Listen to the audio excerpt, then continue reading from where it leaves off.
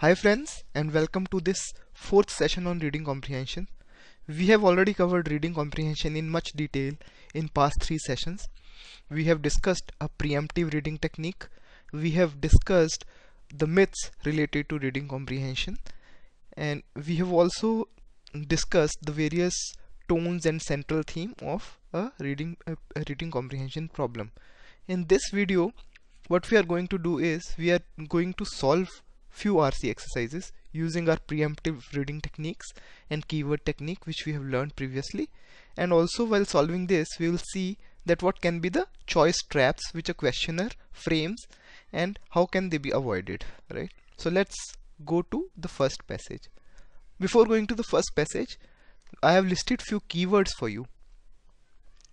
When I say keywords are generally connectors, right? So connectors like but, if, however, whereas, although, therefore, and, even, these are keywords. They are very basic words, they are very simple words, but whenever they appear in a passage after a particular sentence, you should become vigilant, right? I am saying you should become vigilant is because whenever there is a keyword, for example there is a but, an author might try to introduce some another idea. If there is a but, he might try to introduce a contrary idea to the previous idea. So you must become more vigilant that another idea is going to come or other idea is going to be presented. So similar is the case with other any of these keywords. So you should become more vigilant while reading the passage. Without wasting any more time, let's go to the passage. So as I mentioned that what we can do is we can read the questions first without reading the choices and then go to the paragraph. So step 1 is to read the questions first. The author central focus is on, so this is question on central theme, so we have to read the whole paragraph. The author supports policy which will help. Again, this would be based on the complete paragraph and we have to read the paragraph to answer this. The third question says, consider the following statement. According to author, India's economy has grown, but there is no room for complacency. First choice says growth eradicates poverty. Second says growth has resulted in prosperity, right? Which of the following statement are true? So the keyword here is complacency. Just underline this keyword, complacency, and we'll see where this word comes in the passage. Let's start reading. In recent time, India has grown fast not only compared to its own past but also in comparison to other nations. So as we have already mentioned in this sentence, author is talking about India's growth, right?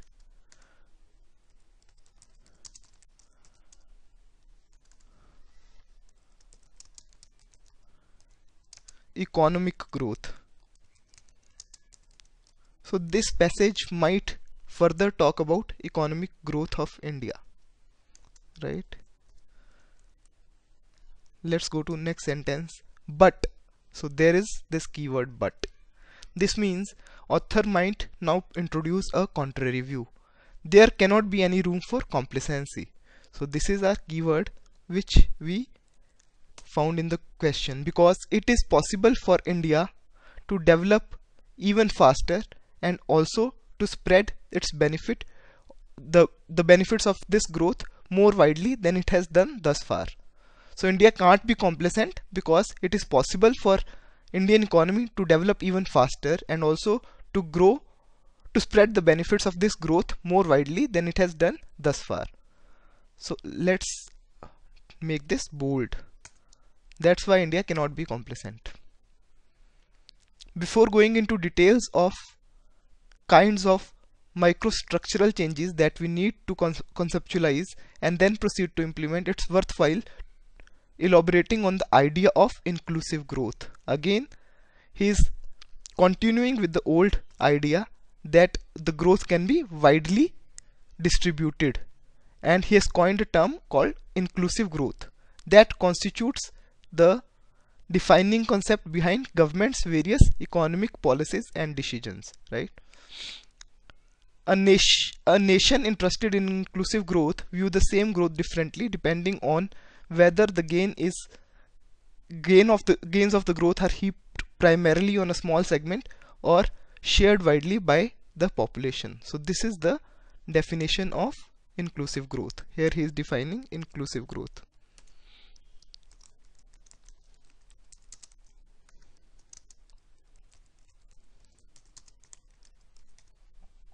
The latter is cause for celebration but not the former, right? So this is a redundant statement. We can delete it. In other words, growth would not be treated as an end in itself, but an instrument of spreading prosperity to all, right? This is an important line. Again, this highlights the entire summary till now. Firstly, he was talking about growth. Now he says growth is not at all everything, but it should be treated as an instrument for spreading prosperity to all. So he is reiterating the fact that inclusive growth is required.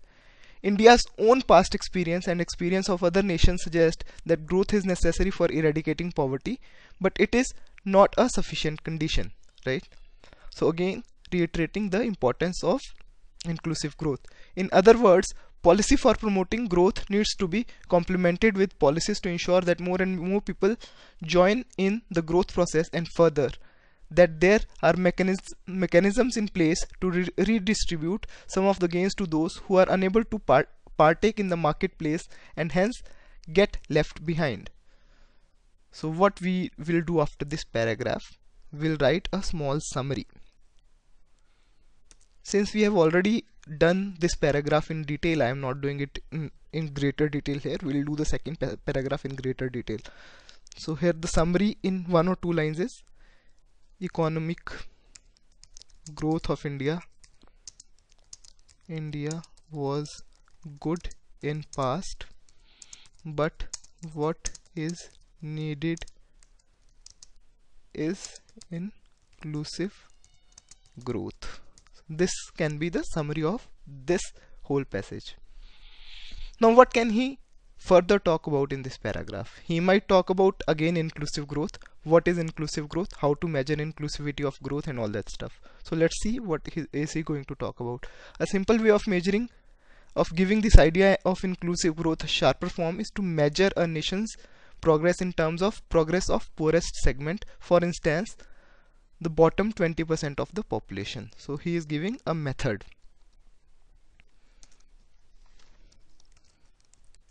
Method of measuring inclusive growth. One could measure per capita income of bottom quintile. So this is a difficult word, let's leave it. So bottom something of population, and also calculate the growth rate of income, right? So per capita income of bottom something and also their growth rate. Evaluate economic success in terms of these measures that pertain to poorest segment. This approach is attractive because it does not ignore growth like some of the older heterodox criteria did, right? Since the questions never asked about the method of measuring growth and all that stuff, we might not be bothered about these. It simply looks at the growth of income of the poorest section of population. It also ensures those who are outside the bottom quintile do not get ignored. If they were done, then these people would in all likelihood drop down into bottom quintile and would automatically become a direct target of our policies. Hence the criteria being suggested here is statistically summing up of the idea of inclusive growth, which in turn leads to two corollaries. To wish that India must strive for achieving higher growth, and that we must work to ensure weaker segment benefit from this growth. So this is precisely the summary, right? So after reading these two paragraphs, economic growth of India is good, and second paragraph again talks about the method and then sums down to that the growth should be there, but inclusive growth is more important. Now let's go to question. The central focus is applauding India's economic growth not only against its own past performance but against another nation? No, this was just the first line, and author never talked about economic growth of India after that. So this is not true, right? Second statement says emphasizing the need for economic growth which is sole determinant of country's prosperity. No, author has not talked about economic growth as sole determinant. He has just introduced another point in second line by using the keyword but. Emphasizing inclusive growth where gain of growth are shared widely by population, right? So this was what is talked about, and we already preempted this by reading our first paragraph, that author is talking about growth but inclusivity of growth as well. After reading second paragraph, we again came down to this central theme. So by writing summaries of each paragraph and by putting the main point, we have already solved this question even before coming to the answer choices, right? So emphasizing high growth is obviously wrong. The author supports policies which will help what? So without looking at choices, if we have to answer this in our, let's say, class 10 board exam, we would say which would help growth, inclusive growth, right? So we'll look for an option which talks about inclusive growth. Develop economic growth, right? It's true, but there is no inclusivity in it. Better distribution of income irrespective of rate of growth, irrespective of rate so better distribution of income is right. So if we do not have irrespective of rate of growth, we could have considered this option, but now the option is irrespective of rate of growth, whereas the author said that India cannot be complacent about the growth, right? So this is obviously a wrong answer choice. Again, this is a very common way of targeting the aspirants by putting in some wrong information with the right answer choice. So he has put in a completely different information in this answer choice, and hence it becomes a wrong answer choice.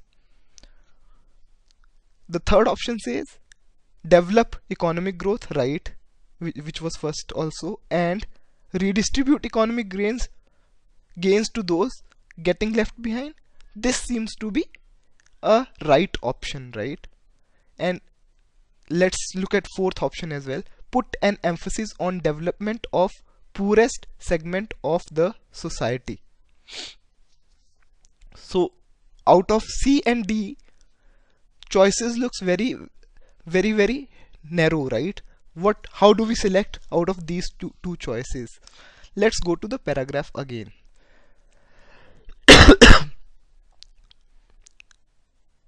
In first paragraph, he talks about economic growth, how economic growth should be inclusive, and if somebody is left behind, how the gains of that economic growth be distributed to them as well. In second paragraph, he told us how to measure inclusive growth, but he never said that inclusive growth should be restricted to the lowest segment of the society, right? Let's go to these two options again. Put an emphasis on development of the poorest segment of society. So he never put any emphasis on development of just the poorest segment of the society, right? This is again a very dangerous option because this comes directly from the second paragraph. After we read second paragraph, our minds might be influenced that he is talking about growth of poorest segment of the society, whereas he is just giving a method of how to measure inclusive growth by choosing the poorest segment of the society as our basis to statistics. So this choice seems to be more sound than choice D. So we'll take choice C. According to the author, Indian economy has grown, but there is no room for complacency because growth eradicates poverty. Growth has resulted in prosperity. Both these growth eradicate poverty, right? This statement we have read somewhere in first paragraph, right? So here we read India's own experience India's own experience and the experience of other nations suggest that growth is necessary for eradicating poverty, but it is not a sufficient condition. So most likely we would say this is a right option, right? Most likely. Again, growth has resulted in prosperity. This again comes from overall conclusion of passage. But if we read question very carefully, according to the author, India's economy has grown, but there is no room for complacency. Let's look for the keyword complacency in our paragraph. Here, but there cannot be any room for complacency because, right? So he has given us a reason why there cannot be any room for complacency. It is possible for Indian economy to develop even faster and also to spread the benefits of growth more widely than it has been done thus far. So this is the reason that India cannot be complacent about its growth, whereas none of these reasons are enlisted there.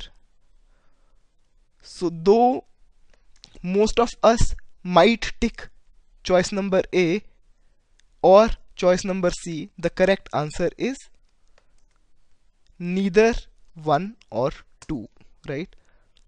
So what author has done is, author has tried to con you by putting statements which are common knowledge, right? Growth eradicates poverty, and which is also supported by paragraph, and growth has resulted in prosperity. So if you are reading in a very leisure mood or in a hurry, you would see that what is written here is right. Growth eradicates poverty, yes it does. Growth has resulted in prosperity. Author has talked about prosperity and all that stuff as well. So this also seems to be right. But when you look for specific keyword which is complacency in the paragraph, and you go to that context, you will see that in context of complacency, none of these choices are valuable. So we have to look at the paragraph in a more close way, and thus our answer choice would become neither 1 nor 2. So D is our answer choice.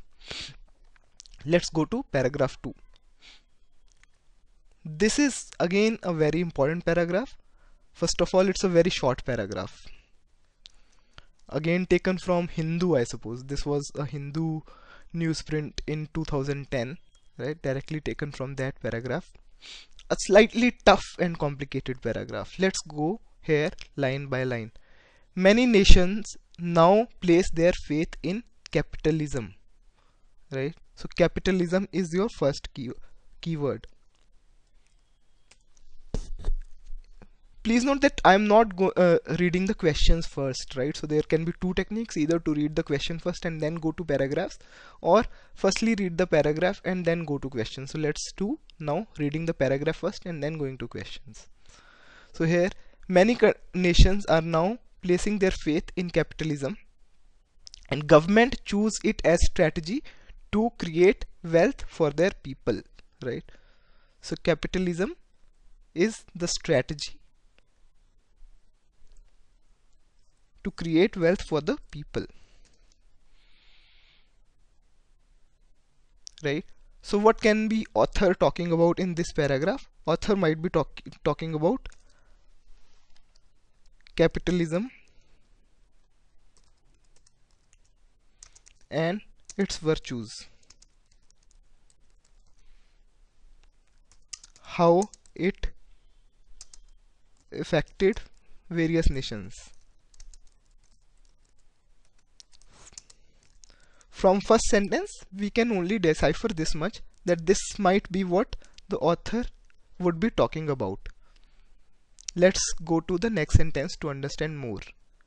The spectacular economic growth seen in Brazil, China, and India after the liberalization of their economies is a proof of its enormous potential and success. Here again, he is talking about positives of capitalism. Now come our keyword, however, right? Now just be more vigilant. However, the global banking crisis and economic recessions have left many bewildered, right? So whenever there is however, it means there is a contrary idea. So the contrary idea is global banking crisis and economic recessions have left many bewildered. This is a difficult word. Bewildered You don't know the meaning, just leave it. We'll see how can we make use of it. But economic crisis and economic banking crisis and economic recession is just opposite to creation of wealth, right? That we can understand, right? So now here the contrary idea is introduced. We'll just write a contrary idea.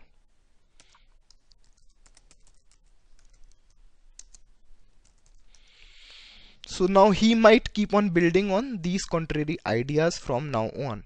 The debate tends to focus on free market operation and forces.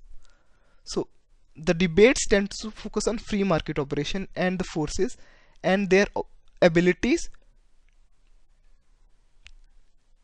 and their efficiency and their ability of self-correction, right? So this is what the debate tends to focus on. So debate about what? Debate about capitalism, right? So debate tends to focus on debate in favor of capitalism.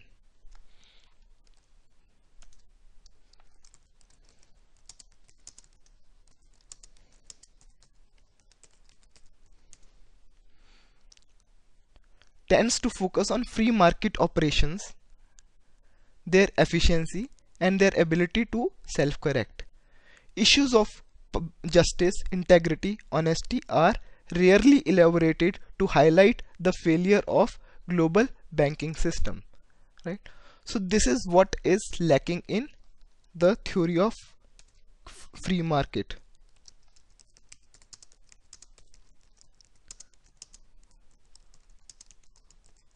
or we can say capitalism in general. The apologists of the system continue to justify the success of capitalism and argue that the recent crisis was a blip.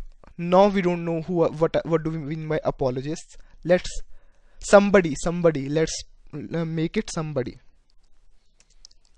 someone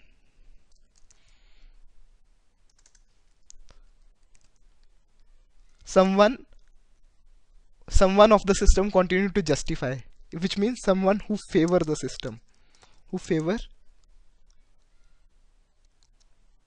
someone who favor capitalism,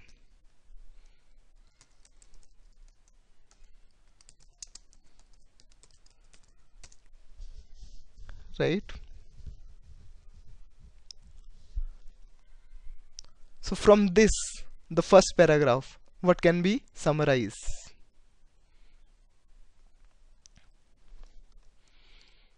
So the summary can be: capitalism has created wealth but also economic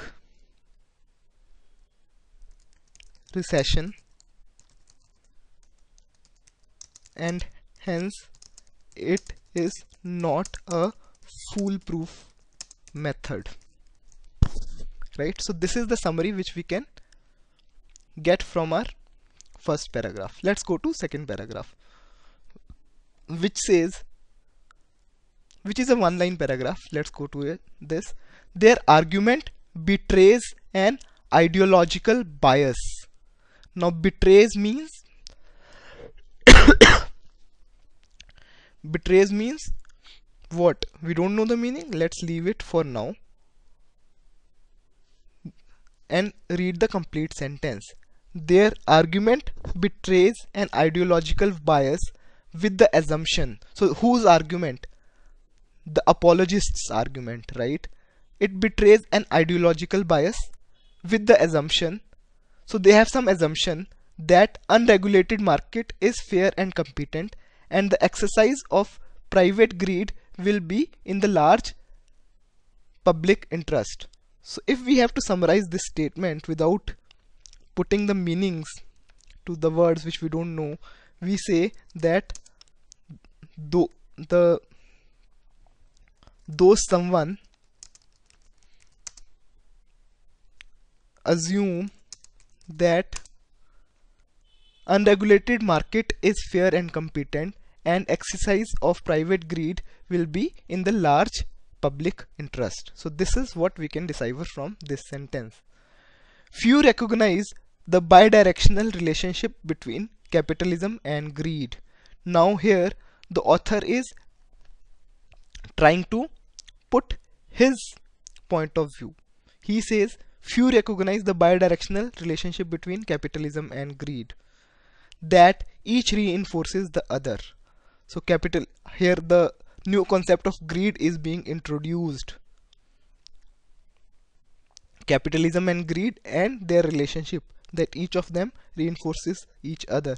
Surely a more honest conceptualization of the conflict of interest among rich and powerful players who have benefited from the system, their biases, ideology is needed, but their biases and ideology is needed.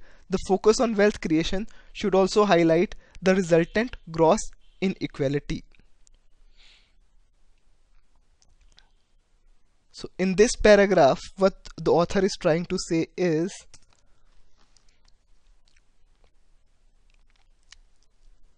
that apart from growth, there should be other parameters for measuring success of a system. So apart from wealth creation, right? So he's talking about this. So if we have to write down the summary or the central theme of this passage, the central theme of this passage would be that though capitalism creates growth, it is not a foolproof system, and many more criterias like gross inequality, resultant gross inequalities should also be measured while evaluating a system. So this is the basic summary of this paragraph. This is slightly a technical paragraph and might be tough to decipher as well, right? So if you have lack of time, and if you think that you do not understand the paragraph really well, it's very prudent, it's very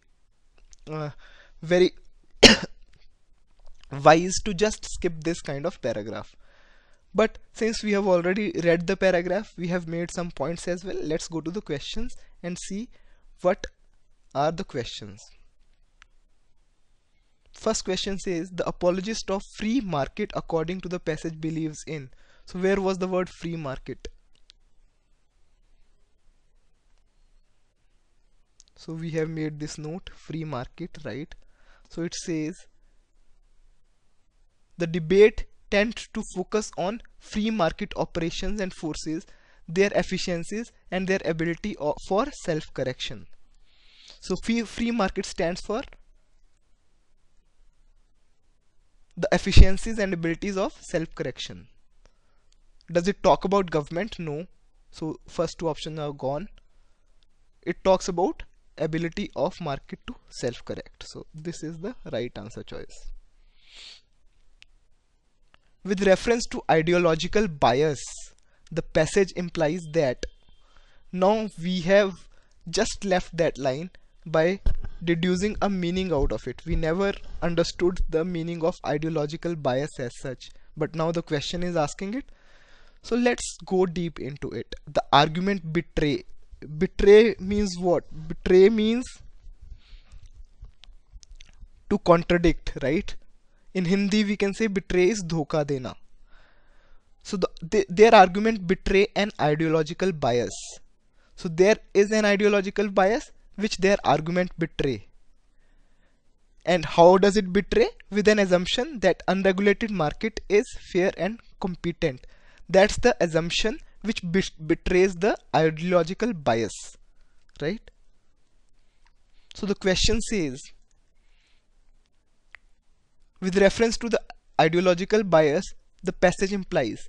So what do we mean by ideological bias as far as the passage is concerned? What betrays the ideological bias?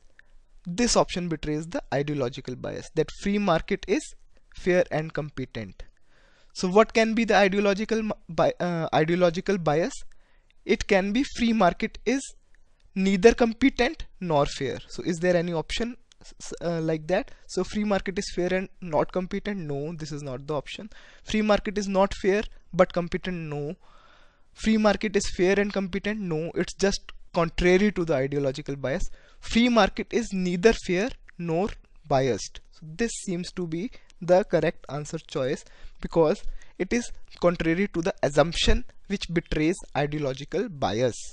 But if you don't understand that sentence, it's better to leave this question rather than just performing an empty a fluke, right? So if you do a fluke, you would most likely tick C as your answer choice, which is obviously wrong. So it's better that you leave this question, even if you have spent around 2 to 3 or even 4 minutes of reading the passage. It's better to leave this question. The exercise of private greed will be in large public interest from the passage refers to false ideology of capitalism, underlying the righteous claim of the free market, show the benevolent face of capitalism, ignores resultant gross inequality. Obviously 2 and 3 are gone, they are wrong. It does not show the righteous claim of free market, neither does it show the benevolent face of capitalism. From overall passage, this line occurs in what? In last paragraph, right?